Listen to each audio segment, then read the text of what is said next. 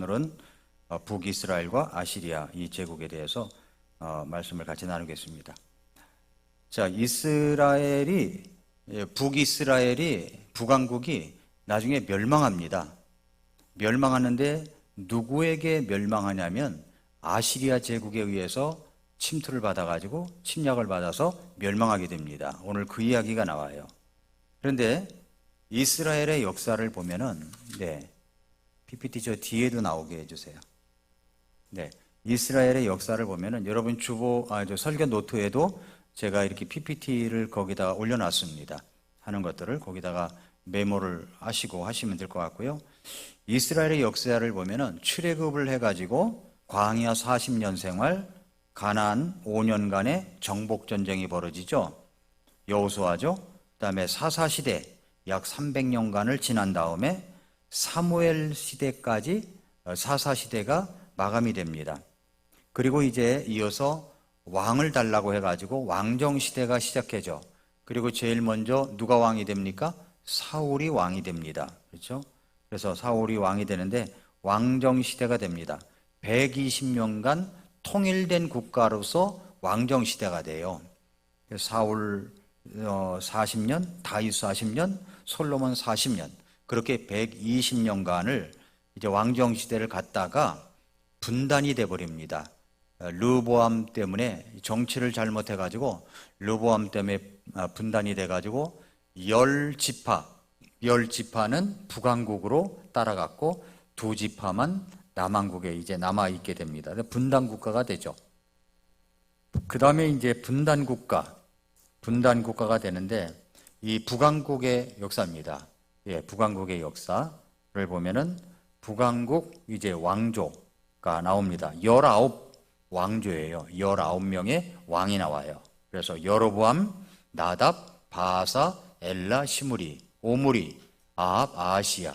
그 다음에 여호람, 예후, 여호아스, 요아스, 여로보암 2세, 맞죠? 여로보암 2세, 스가랴, 살룸, 무나햄, 부가이야, 베가, 호세아. 이렇게 19명의 왕정시대가 가는데 호세아 시대, 오늘 읽었던 말씀에 거기 호세아 마지막 왕조가 나오거든요. 그 왕조가 이제 망하게 되는 겁니다.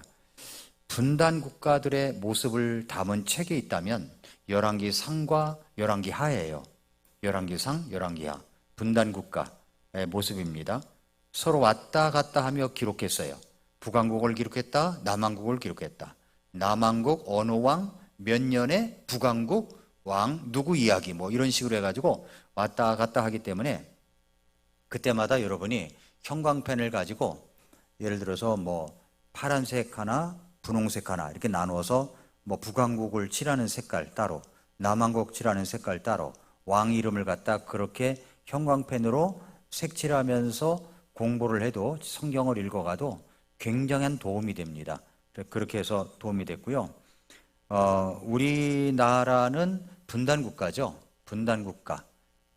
제가 오늘 그 어린이 책인데, 그 이승만 건국 대통령 이야기라고 하는 책이 있어요. 이승만 건국 대통령 이야기라는 책이 있어서 오늘 이제 오후에 다 이거 읽어봤는데 참 제가 몰랐던 부분들을 굉장히 많이 알게 되더라고요.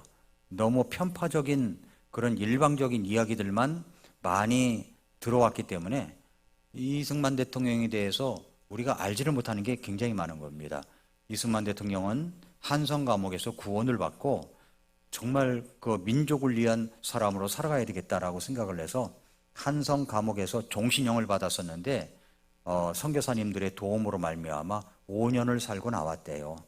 그리고 그 안에서 많은 선교사님들이 우리 대한민국을 복음화하려면 이승만을 잡아라 해가지고 이승만 그 감옥에 있을 때 많은 책들을 넣어줘가지고 이분이 또 영어를 6개월 만에 다 배웠대네요. 6개월 만에 강사가 됐대요. 그래가지고 영어 서적 같은 것을 봐서 한성 감옥터가 완전히 얼마나 참 많은 사람들에게 복음을 전했는지 한성 감옥에서 40여 명에게 복음을 전해가지고 회심하게 하고 이제 예수님을 믿게 하는 역사가 일어났다는 기록이 있습니다. 그런 기록이. 그래서 이제 그 한성 감옥을 지금도 보존하고 있죠. 거기가 어떤 곳인지. 우리나라는 그렇게 하면서 이제 6.25가 터지고 우리나라가 어떻게 한미 상호 조약을 맺게 됐는가, 그 이야기도 이제 이승만 대통령 때문에 그렇게 되었다는 이야기가 있었습니다. 우리나라가 분단 국가가 되어가지고 지금까지 이어져 왔는데, 그 전에는 우리나라가 엄청난 침략을 받았던 나라입니다. 말도 못하게 침략을 받았던 나라인데 6.25 사변이 일어나고 나서부터 지금까지는 전쟁이 한 번도 없었던 겁니다. 왜 그러냐면은 강대국을 끼고 있기 때문에 그런 이제 침략을 받지 않고 있었던 것이죠. 우리는 분단 국가의 심정을 가장 잘 이해할 수 있는 나라입니다. 그렇기 때문에 열왕기 상을 읽고 열왕기 하를 읽을 때 이 분단 국가의 모습을 우리가 이해할 수가 있고 성경을 그렇게 이해하면서 읽을 수가 있습니다.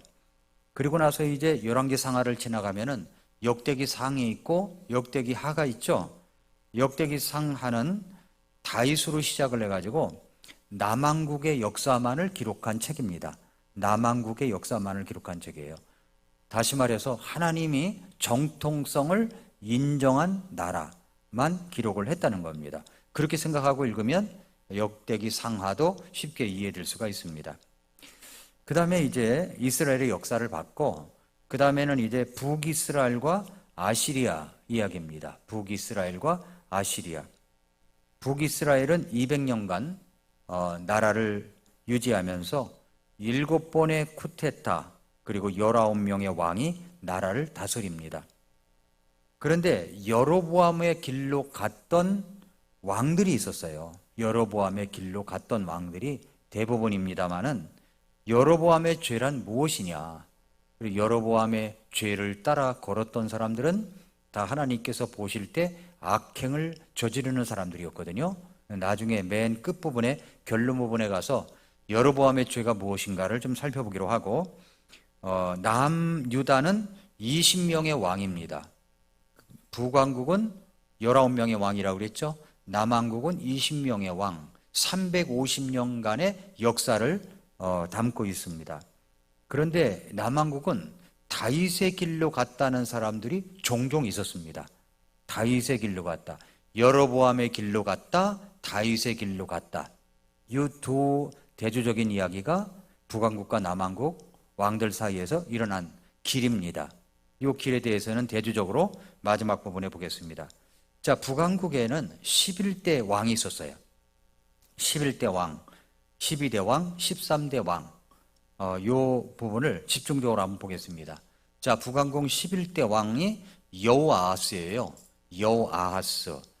열왕기하 13장 1절 2절을 한번 보시면, 열왕기하 13장 1, 2절에 보면은 유다왕 아하시아의 아들 요아스의 제23년에 예후의 아들 여호아하스가 사마리아에서 이스라엘을 통치하기 시작하여 17년 동안 통치하며 주께서 보시기에 악한 것을 행하고 이스라엘을 죄짓게 한 느밧의 아들 여로보암의 죄들을 따르며 거기서 떠나지 아니하였으므로 라고 했거든요. 그러니까 북왕국 이스라엘 왕 가운데 11대 왕 여호아하스는 주께서 보시기에 악한 것을 행했다고 그랬습니다. 주께서 보시기에 악한 것을 행했다. 사람이 보는 건 중요하지 않아요. 주님께서 보시기에 악한 것을 행했다. 그 말씀에 그렇게 되어 있죠. 주께서 보시기에 악한 것을 행하고, 그 다음에 자기만 악한 것을 행한 것이 아니라 이스라엘을 죄짓게 했다는 겁니다. 이스라엘을 죄짓게 했어요. 왕만 잘못한 게 아닙니다. 백성들까지도 죄를 짓게 했습니다. 누가요? 여호아하스가. 그리고 뭐라고 합니까? 여로보암의 죄들을 따르며 그랬어요. 여로보암의 죄들을 따라갔다는 겁니다. 여로보암의 죄들을 따라갑니다. 이것이 바로 북왕국 11대 왕 여호아하스의 잘못입니다. 잘못한 것들이 보면 다 비슷해요. 그 다음에 12대 왕, 북왕국 12대 왕은 요아스입니다. 요아스. 12대 왕 요아스. 예, 이거 잘못 나온 것 같은데요. 예, 12대 왕 여호아하스. 여호아하스나 요아스나 똑같은 말입니다. 예. 요아스, 이 12대 왕, 이게 잘못 나왔네요.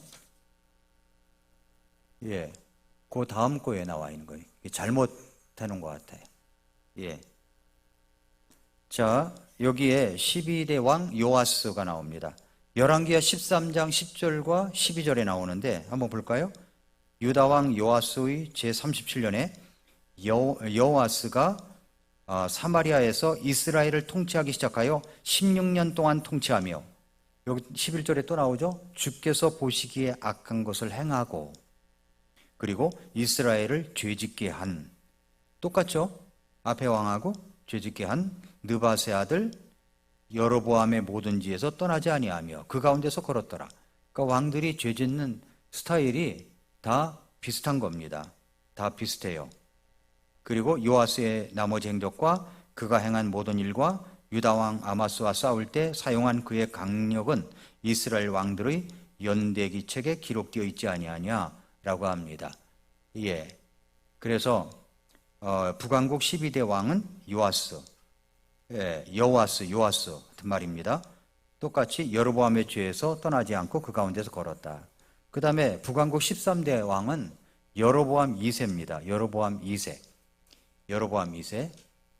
열왕기하 14장 23절과 24절에 보면은 유다 왕 요아스의 아들 아마시아의 제15년에 이스라엘 왕 요아스의 아들 여로보암이, 여기 여로보암이 1대 왕 여로보암하고 이름이 같죠? 그래서 여기에 나와 있는 왕은 여로보암 2세라고 얘기합니다. 여로보암이 사마리아에서 통치하기 시작하여 41년 동안 통치하며 주께서 보시기에 악한 것을 행하고, 똑같죠? 죄짓는 스타일이 똑같아요. 주께서 보시기에 악한 것을 행하고 이스라엘을 죄짓게 한 느밧의 아들 여로보암의 모든 죄에서 떠나지 아니하였더라. 이렇게 죄짓는 스타일이 다 똑같습니다. 그래서 이스라엘은 이제 아시리아의 침공을 받게 됩니다. 아시리아의 침공을 받아요. 아시리아의 침공, 심판을 한다는 거죠. 언제부터냐? 16대 왕 무나헴부터 그렇게 됐다는 겁니다. 16대 왕 무나헴. 북이스라엘의 15번째 왕인 살룸이 1개월 통치했어요. 왜 1개월을 통치했냐면은 쿠데타가 일어났거든요. 누구에서 그렇게 됐을까요? 무나헴이. 그래서 무나헴이 16번째 왕이 된 무나헴은 10년간 통치를 합니다.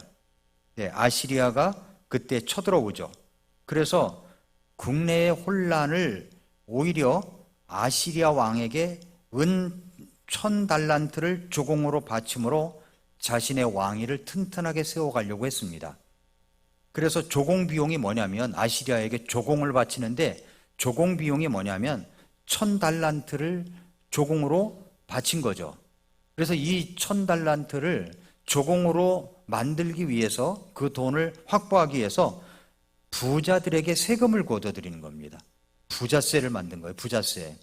부자에게 세금을 걷어들여 가지고 큰 부자들에게 각각 은 50달란트씩 강제로 빼앗습니다. 누가 그렇게 했다고요? 무나헴이 그렇게 했다고. 무나헴이. 열왕기하 15장 19절부터 20절에 보면은, 보겠습니다. 열왕기하 15장 19절에서 20절에 보면은 아시리아 왕 불이, 이분이 이제 불이라는 왕이 디글랏 빌레셀 3세예요. 디글랏 빌레셀 3세. 아시리아 왕 불이 그 땅을 대적하러 오매 무나헴이 은 1000달란트를 불에게 주었으니, 이 불이 누구라고요? 디글랏 빌레셀 3세. 불에게 주었으니 이것은 그의 손이 자기와 함께하게 하여 왕국을 자기 손 안에 확고히 세우려 함이었더라. 그러니까 은 1000달란트를 조공으로 바친 것은 자기 정권을 세워가기 위해서 그렇다는 겁니다. 자기 정권 세우기 위해서. 그래서 20절에 무나헴이 이스라엘에서 곧 재산이 많은 모든 강력한 자들에게서 각 사람당 은 50세겔씩 강제로 돈을 거두어 아시리아 왕에게 주니, 이에 아시리아 왕이 돌아가고 그 땅에서 거기에 머물지 아니하였더라. 그렇게 해서 10년간 통치를 했다는 거죠. 돈을 주고 그렇게 했다는 겁니다. 예. 그 아시리아 왕 불은 520년간 그 상아시아의 주인 아시아의 주인이 아시리아인데, 아시리아가 BC 745년에 이 불이라고 하는 아시리아 왕이 나타나는데, 그가 누구냐면은 디글랏 빌레셀 3세예요. 그래서 대형 박물관에 디글랏 빌레셀 3세에 관한 유적들이 굉장히 많이 있습니다. 그가 바로 누구냐면 성경에 나오는 불왕이라는 겁니다. 불왕. 그 다음에 이제 17대 왕입니다. 17대 왕. 17대 왕은 부가히야입니다. 무나엠의 아들이에요. 무나엠의 아들. 부가히야가 17번째 왕이 되고, 그 다음에 18대 왕. 예. 부가히야, 베가, 호세아 이렇게 이어지는데 18대 왕 베가입니다. 이때 당시에 무나엠의 아들 이제 그 부가히야를 죽이고, 그리고 나서 쿠데타로 18번째 왕이 되는 것이 18번째 왕 베가입니다. 베가. 이때 당시에 이 아시리아는 노골적인 제국주의를 확장하고 있었습니다. 그래서 북이스라엘을 점령해 가면서 백성을 이제 아시리아로 잡아갔어요.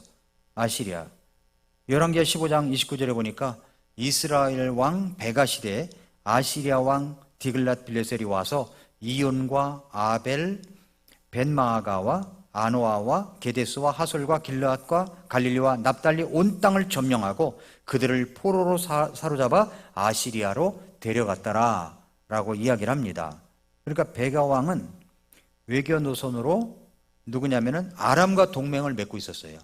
아람과.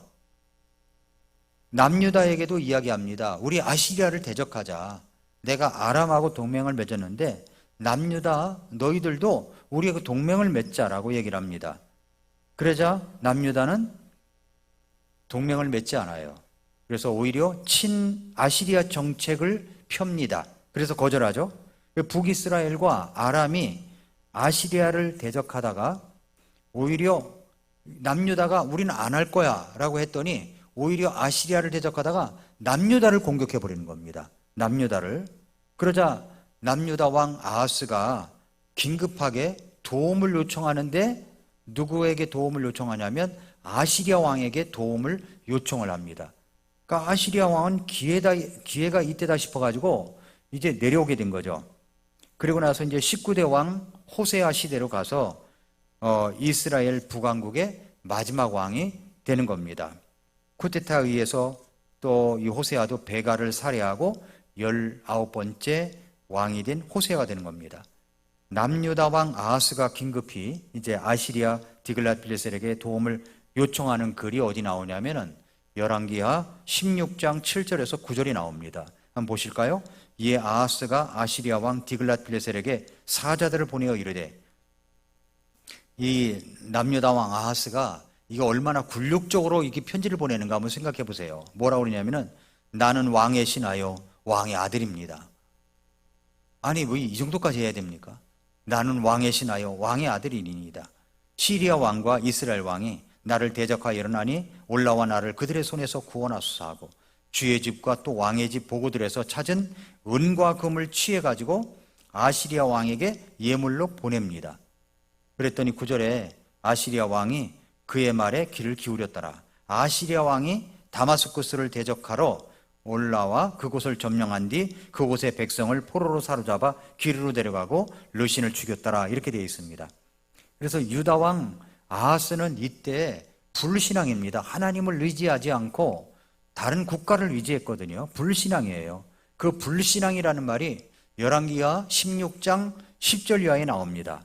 아하스 왕이 아시리아 왕 디글랏 빌레셀을 만나려고 다마스쿠스에 갔다가 다마스쿠스로 갑니다. 아시리아 왕을 만나려고 말이죠. 그런데 거기 가서 뭘 보냐면은 다마스쿠스에 있는 제단을 봐요. 제단. 그건 우상을 숭배하는 제단이겠죠? 다마스쿠스에 있는 제단을 보고 야, 그거 멋있다라고 생각이 들었나 봐요. 그래서 그것을 만드는 모든 기술대로 그 제단의 모양과 양식을 제사장 우리아에게 보냅니다. 그랬더니 아하스 왕이 다마스쿠스에서 오는 곳에 맞추어 다마스쿠스에서 아시리아 왕을 만나고 돌아올 때까지 맞추어 그 제단을 만든 겁니다. 다마스쿠스에 있는 제단을 만든 거예요. 이방 신생에게 절하는 그런 제단을 만드는 겁니다. 그래서 모든 것대로 제단을 만들었으므로 12절 왕이 다마스쿠스에서 온 뒤 제단을 보고는 제단에 다가가 그 위에 헌물을 드리되, 무슨 헌물을 드리나 잘 보세요. 자기의 번제 헌물, 음식 헌물을 불사르고 음료 헌물을 부으며 화평 헌물의 피를 제단 위에 뿌리고 주 앞에 있던 놋제단을 옮기되, 놋제단을 옮기는 겁니다. 그걸 옮겨버리고 그 집의 맨 앞에서 곧 그 제단과 주의 집 사이에 옮겨 그 제단의 북쪽에 두니라. 그건 치워버리고 이방 신상에 절하던 그 제단을 가지고 와서 그 모양대로 만들라고 해가지고 거기다가 헌물을 드리는 겁니다. 그러니까 겉모습은 그럴듯해요. 이방 신상을 절하는 그런 신단을 꾸려놓고서 거기다가 또 헌물을 드리는 것은 또 성경에 나오는 각종 헌물은 다 드리고 있네요. 이게 참 모순 아닙니까?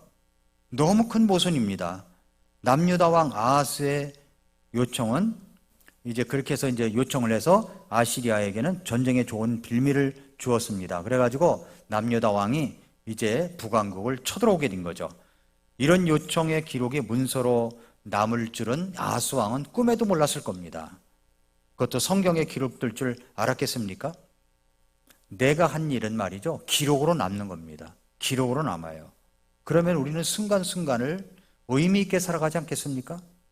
열왕기하 17장은 이스라엘의 마지막 왕의 멸망 기록입니다. 멸망 기록이에요. 그래서 아시리아가 어떤 정책을 펴냐면 식민지 정책을 펴니다.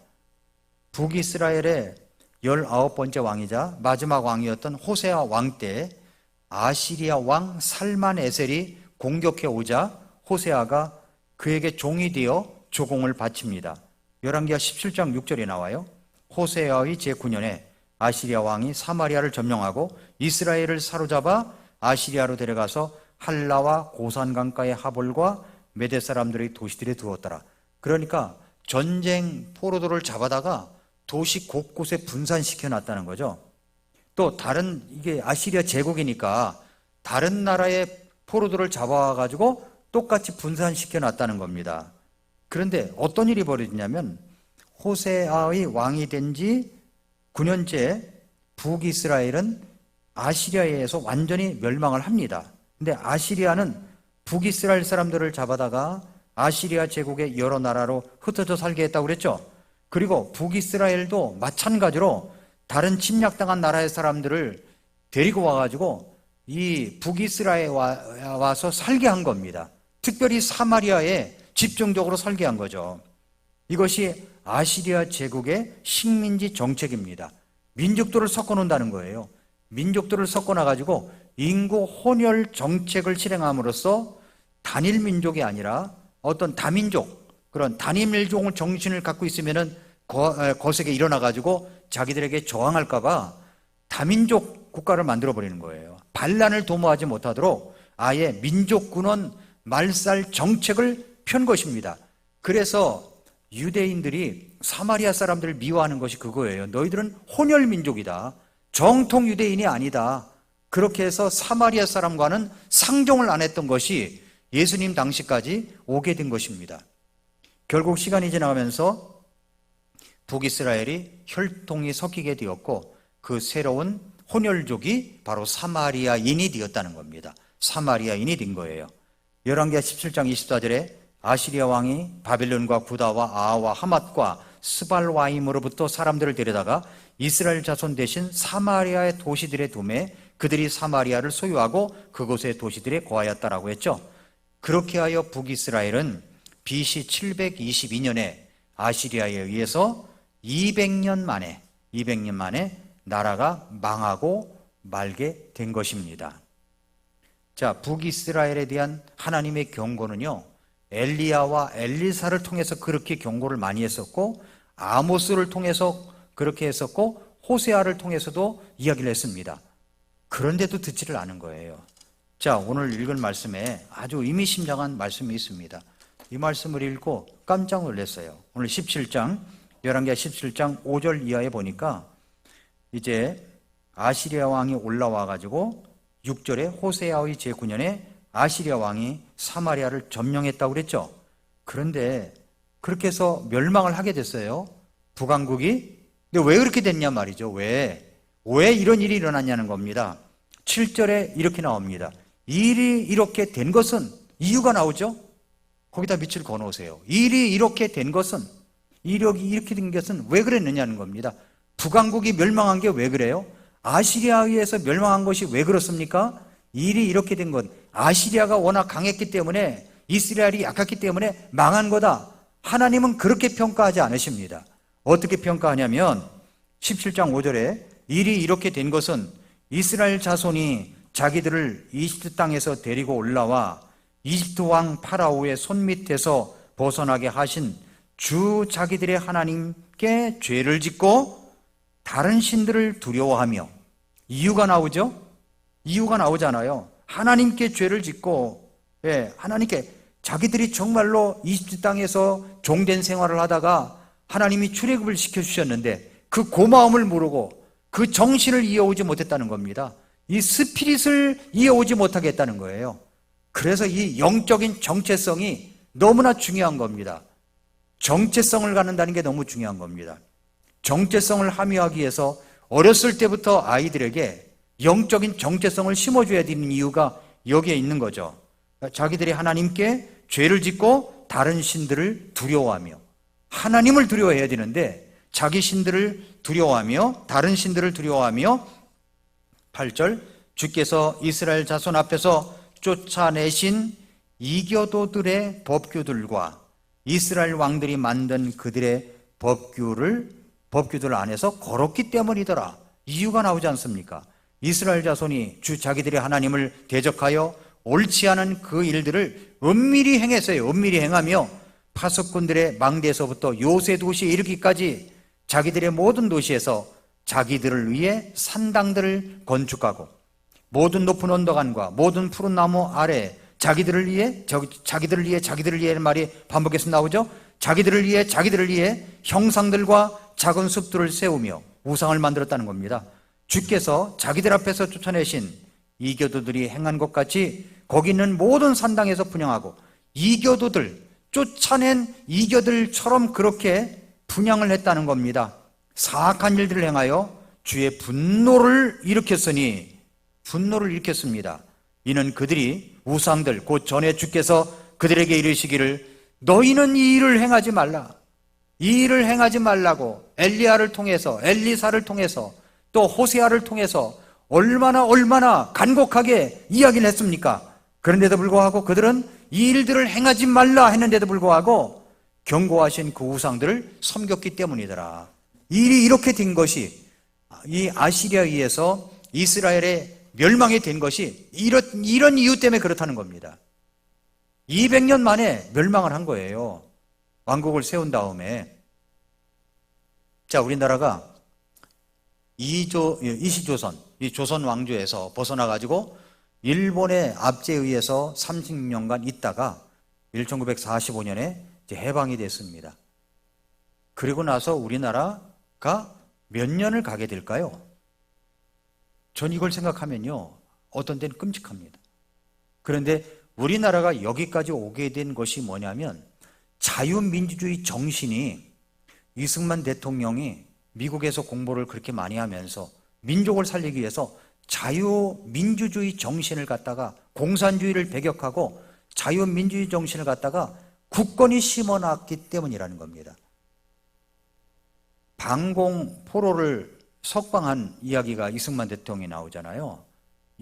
그런데 공산당을 지지했다가 이제 쳐내려와서 북한에서 쳐내려와가지고 포로로 잡혀가지고서 굉장히 많은 사람들이 잡혀 있었습니다.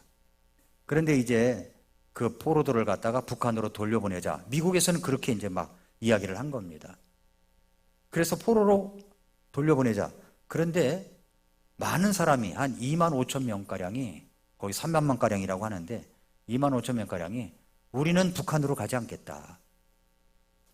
우리는 이곳에 와보니까 정말 이곳이 자유 대한민국이다. 우리는 이곳에 남아있겠다고 한 겁니다. 근데 그는 3만여 명을 갖다가 만약에 거절한 그 3만여 명 청년들을 갖다가 그대로 북한으로 돌려보내면 북한에 가서 어떤 일을 당하겠습니까? 죽임을 당하잖아요. 그런데 이승만 대통령은 그 사람들을 돌려보내서는 안 된다고 생각을 한 겁니다. 그리고 이들을 수용해야 된다. 받아들여야 된다. 그래가지고 미국에서는 반대를 하니까 이승만 대통령이 감행한 것이 그들을 탈출을 시켜버린 겁니다. 방공포로들을. 철조망을 끊어버리고 몰래 해가지고 2만 5천 명 정도가 탈출했대요. 완전히 발칵 뒤집혀진 거죠. 이승만 대통령은 북한 공산당을 엄청 싫어하고 엄청 적대시하고 그랬던 대통령이었다고 이야기를 합니다. 그분의 전기를 보면 그래요. 저는 우리 초등학생들에게 그 책을 꼭 읽혀야 되겠다 생각이 들었습니다. 저도 읽어보니까 아주 감동이 나고 부끄럽고 그렇습니다.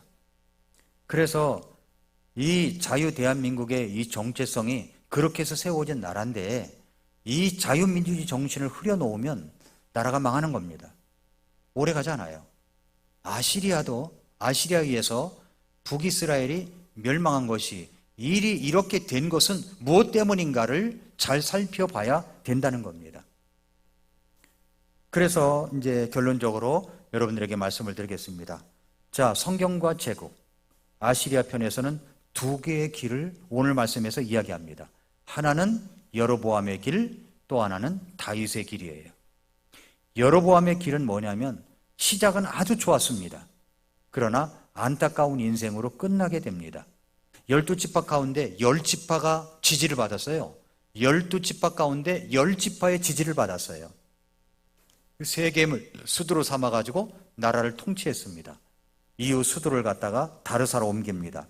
다르사는 이제 오므리 왕이 수도를 사마리아로 옮기기 전까지는 북이스라엘의 수도였습니다.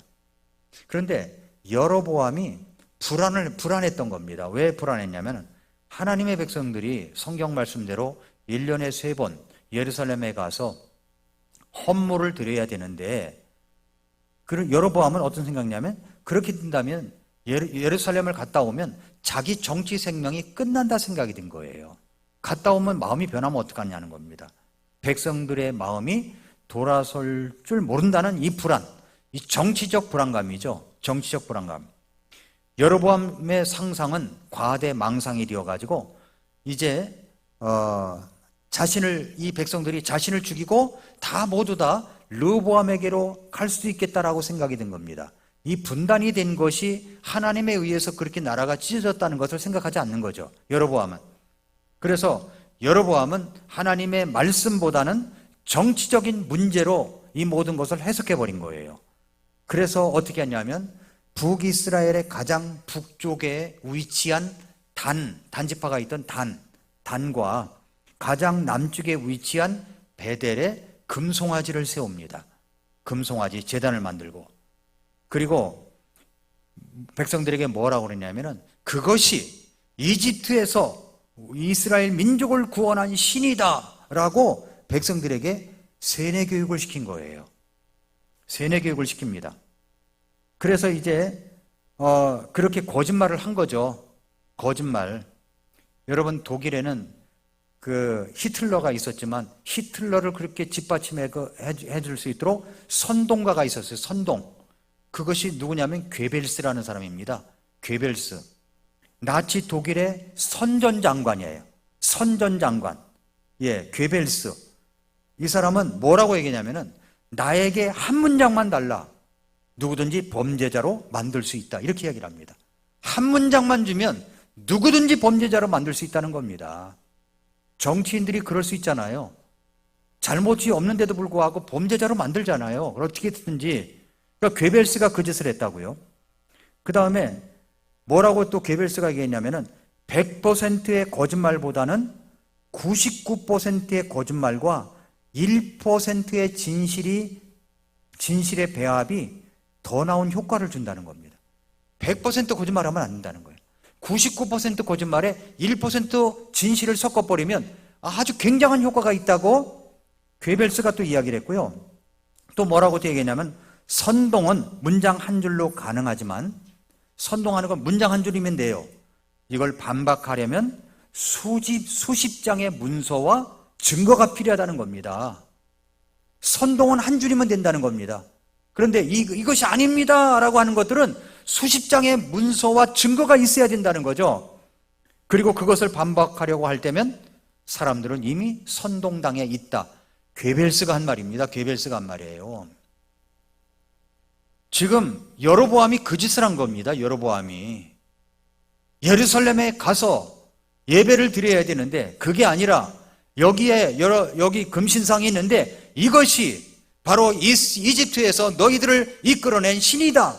단에도 세우고 세겜에도 세우고 그렇게 해서 이야기를 하니까 백성들이 여로보암의 죄들을 따라서 그렇게 살아갔다는 겁니다. 이스라엘 백성들을 죄짓게 했다는 이야기가 그 이야기입니다. 그 이야기예요. 한 번의 거짓말은 거짓말로 남지만 1000번의 거짓말은 진실이 된다는 말이 있어요. 이것도 게벨스가 한 말이에요. 한 번의 거짓말은 거짓말로 남아요.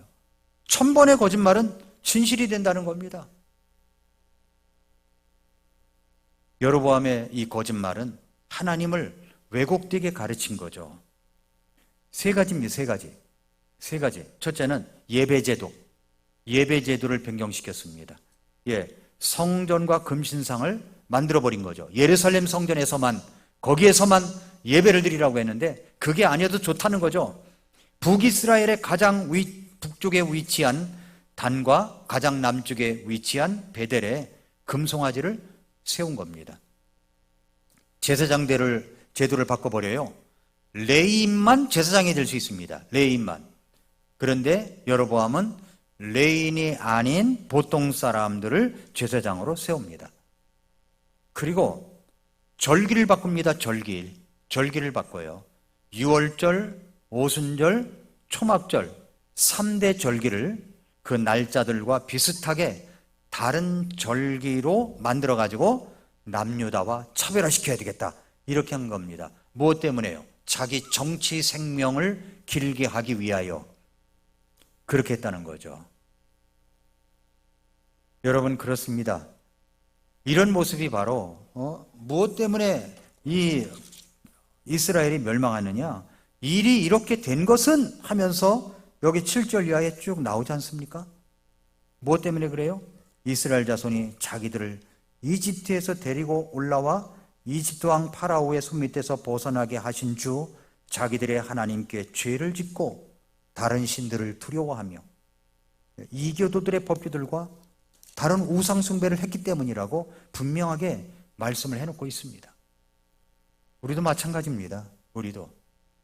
그래서 교회는 아주 하나님 말씀 그대로, 정통 그대로 말씀을 가르쳐야만 뒤에 오랜 세월이 흘러도 이게 삐뚤어지지 않는 거예요. 지금 약간만 삐딱하게 가르치면요, 세월이 흐르면 엄청난 간격이 생기는 겁니다. 간격이. 그러니까 제가 우리 아이들과 함께 예배를 드리고자 하는 이유가 여기 있는 겁니다. 아이들이 어려서부터 앉아가지고 이렇게 예배 들을 수 있잖아요. 들을 수 있습니다. 동훈이도 보면은 예배 잘 드리잖아요. 예배 잘 드립니다. 아이들도 말씀 다 알아들을 수 있어요. 그렇게 예배를 드리면서 이것이 훈련이 되는 겁니다. 훈련이 되는 거예요. 찬양도 그저 비트 강하고 엇박자로 나가고 사람 몸 자극하는 그런 음악이 아니라 정말 하나님께서 우리에게 주신 리듬, 박자, 이거에 따라서 우리가 하나님 앞에 찬양을 드리고 예배를 드리는 모습들이 우리 모든 교회 안에 있을 때 우리 성도님들이, 자녀들이 올바른 믿음의 신앙의 길로 똑바로 걸어갈 수가 있는 겁니다. 그렇게 해야만 되는 거예요. 그렇지 아니하면 이 여로보암은 자기가 하나님께서 그렇게 만들어주신 겁니다. 하나님께서 인도하신 거예요. 그것도 2지파도 아니고 10지파가 지지했습니다. 10지파가. 많은 지파가 지지했다고 그게 올바른 사람이 됩니까? 그렇지 않죠.